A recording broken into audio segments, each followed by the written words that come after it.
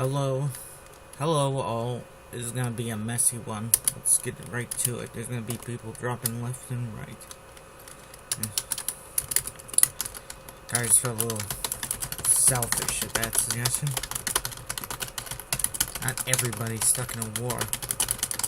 Just quit it. I wanted to. This wasn't a war. At the moment. A fight against terrorists. Most of the army were volunteers. The guys around cars were all volunteers.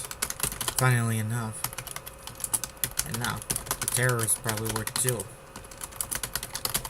Volunteers too. They signed up for this. For this carnage.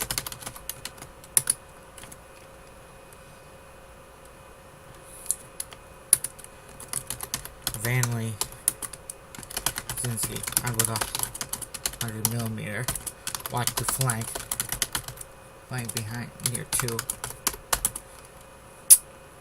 two office buildings. Two office buildings. This building is on the way.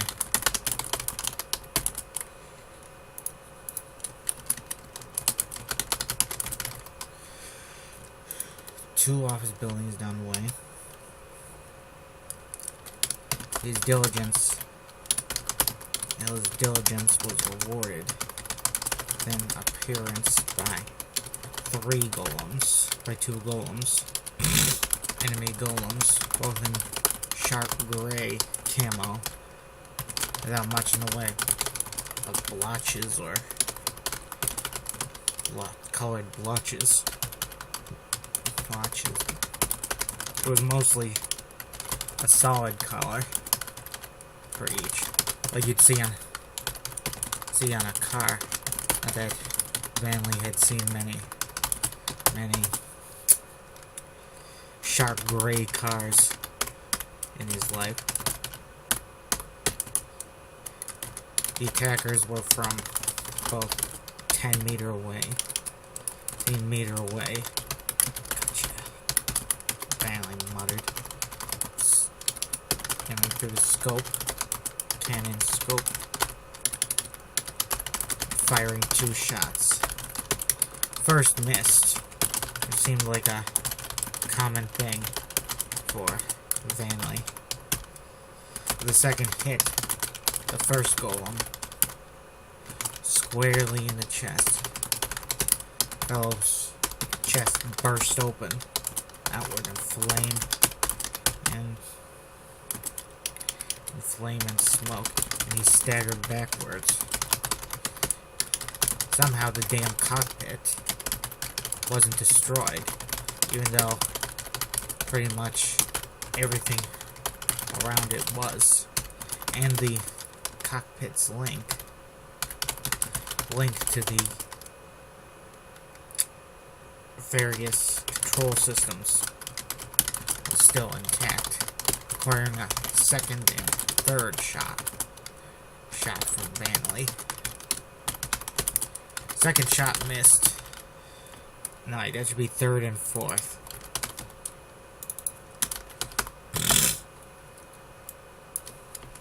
Third shot missed. We're barely 2 paragraphs in, already making critical errors.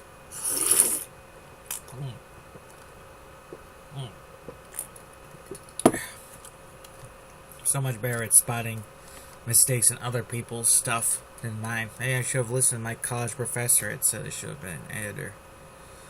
Third shot missed and smashed, blasted open out 3 floors of a nice office building adjacent to the golem, sending a tidal wave of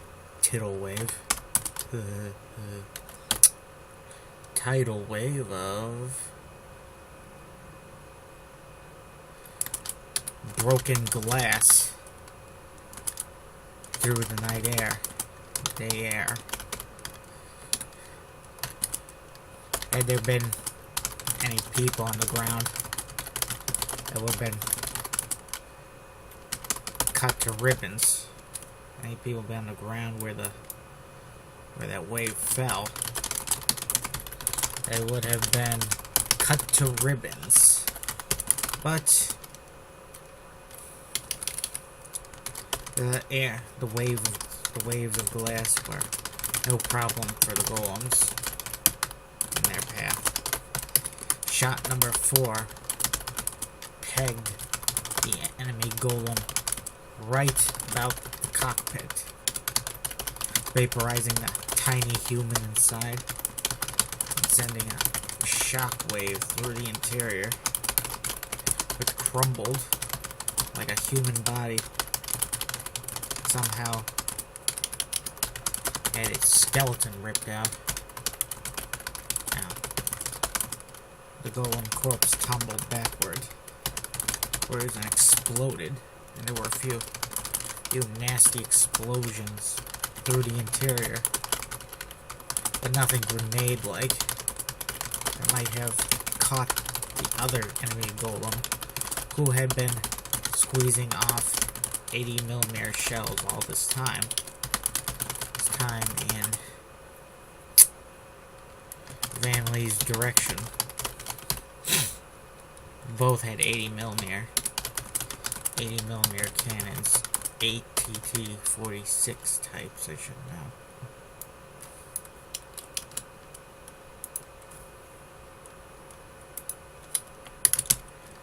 Keep going.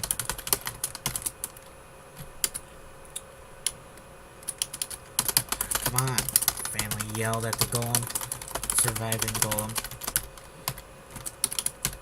Family's unfortunate office building cover, taking more than a few.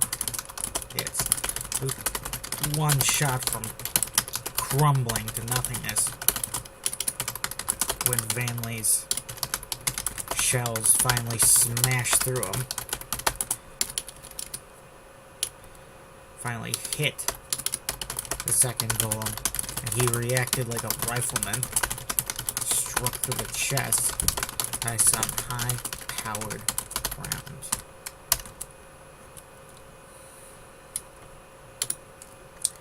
He was flung backwards, turning as he fell, and landing hard on his chest.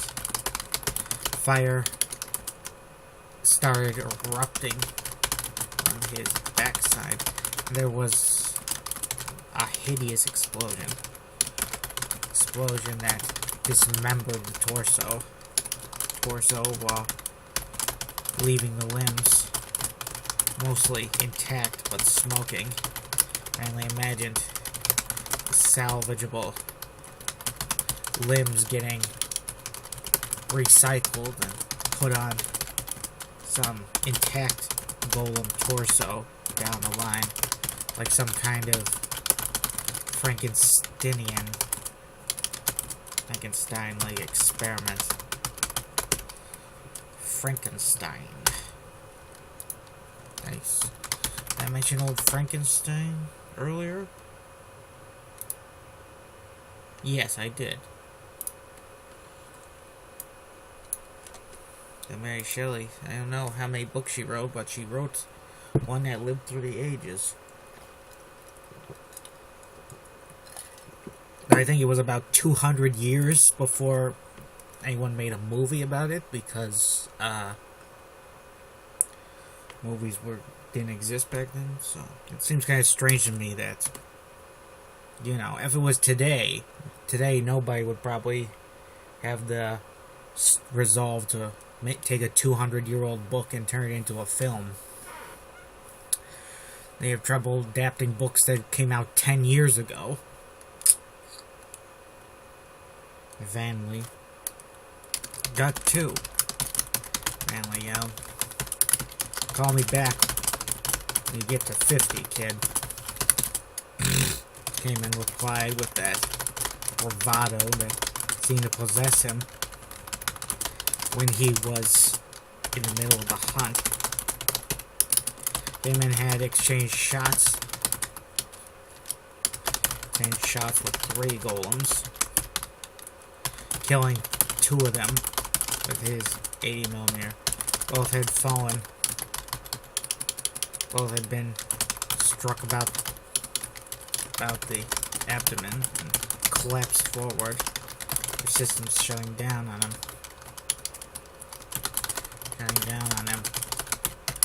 Their escape routes, the escape routes of the unfortunate pilots were blocked, thanks to them landing on their heads, chests, where the cockpit almost always was.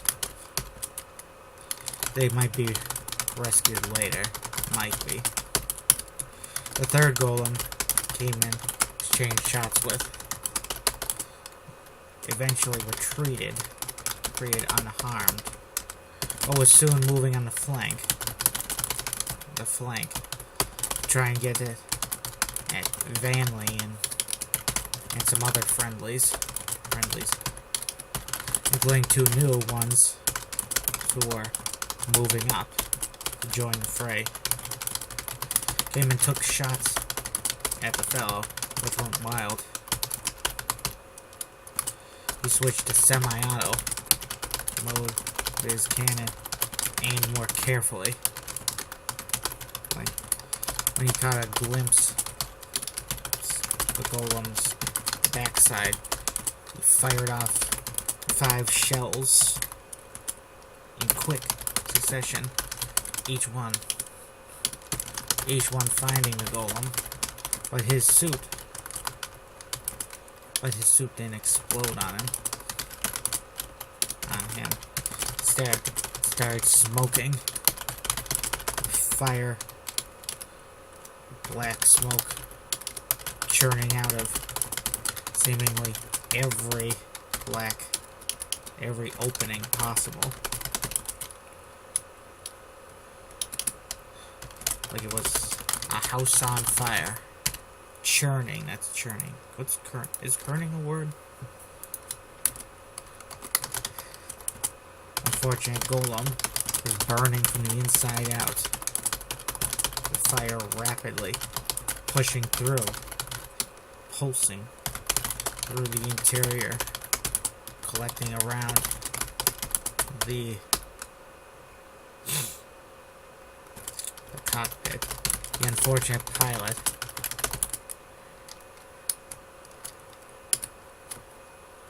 what's the name of that damn pilot?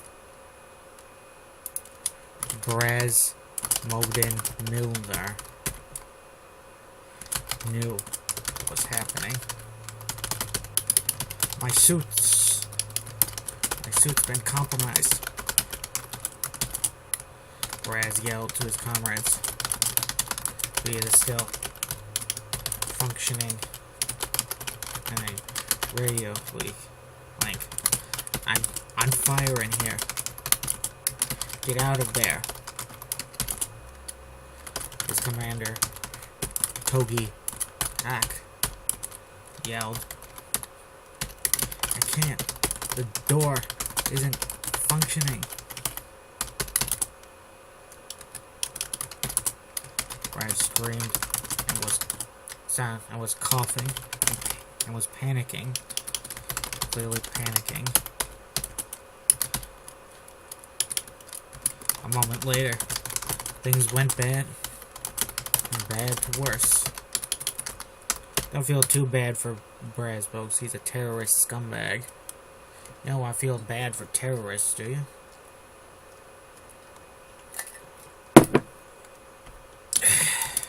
Insane.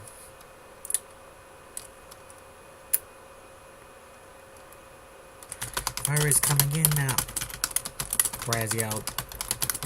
I'm gonna shoot myself. It's the only way. Get the bastards for me. There's gotta be something else. Something else we can do. So he muttered. There was no further reply from Braz. The golem suit suddenly became Braz's golem suit suddenly became lifeless, falling to its knees, then flat on its face. The smoke eventually gave way to great plumes of fire. Like the interior was all cloth soaked in gasoline. It wasn't long before the golem form resembled a giant burning corpse. Dougie hoped that Braz was made good on his vow, made good on his statement, and killed himself. But he didn't want to picture Braz consumed in flames, burning alive. Burning alive. It'd take a pretty good comedian to make that funny. I always imagine how good of a writer would you have to be to make this funny? And I'd say, I don't know.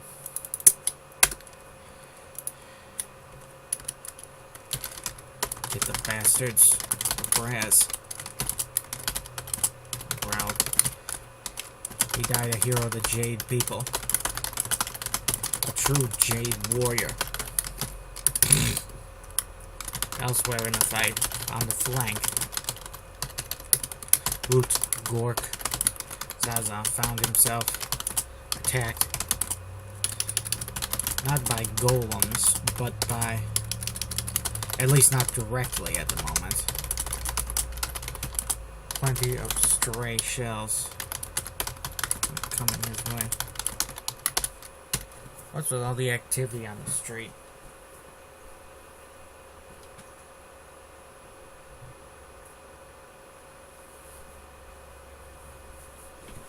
UPS. I can't remember a time when they weren't coming down the street every day, constantly, making it sound like we lived in the city or something.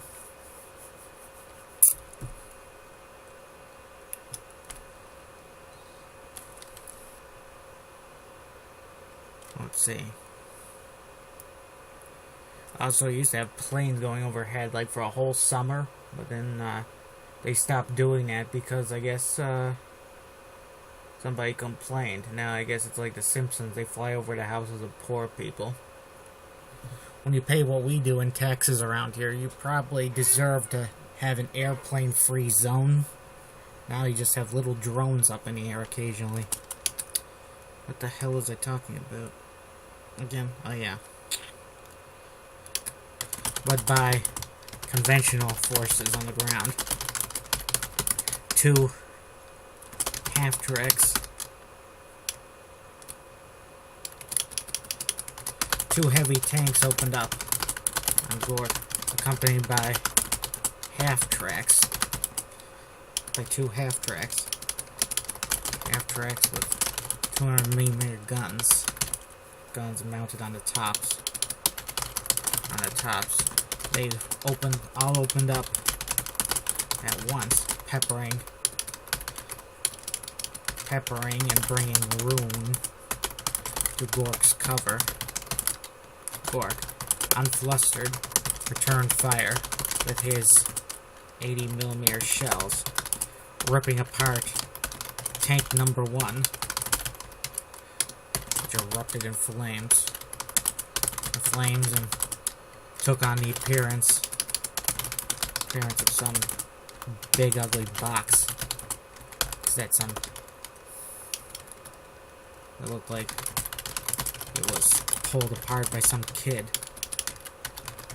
Some kid on Jubilee's Eve.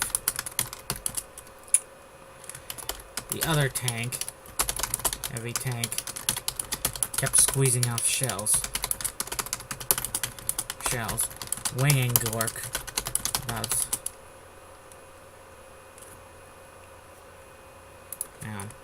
15 meters away.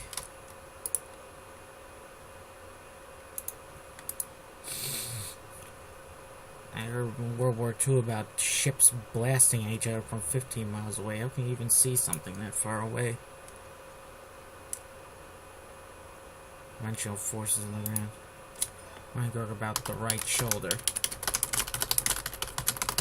Gork relocated. Okay, and fired off 5 more shells at the half-track. At the tank. Missing it. But tanking out both half-tracks. Tracks on the spot. Away. About an alley. And some room about the courtyard of an office building was half on fire.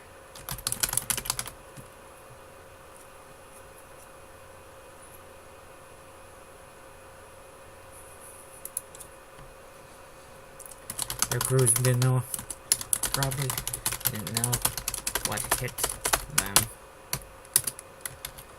Gotta get that heavy tank, what muttered to himself. He's the big problem. He's the big problem here.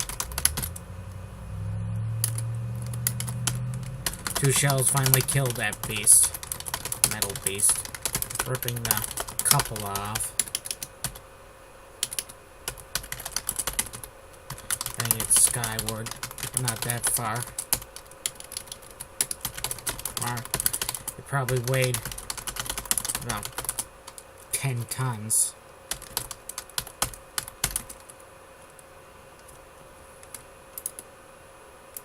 Cupola.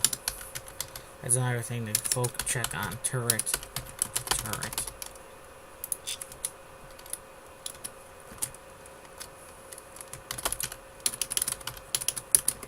With the vehicles down, enemy infantry opened up from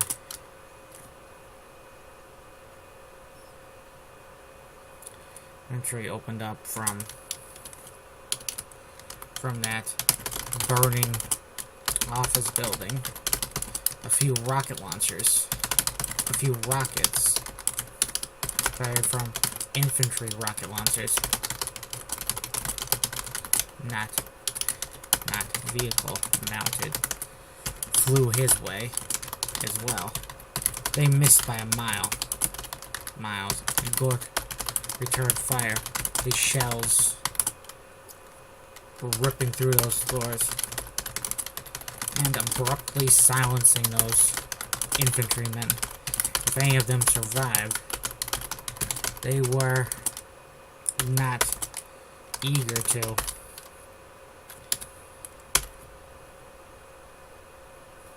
Any of them survived, they were not eager to restart the fight. Togi passed an order to Gork. We got forces coming up behind us. Go and get them. Make sure they're coming the right way. Togi ordered. Yes, sir. Gork replied. Is Togi a captain? Oh wow, that was 23 minutes. I haven't watched the clock. Unbelievable. Well, see you folks. Auf Wiedersehen. Sayonara.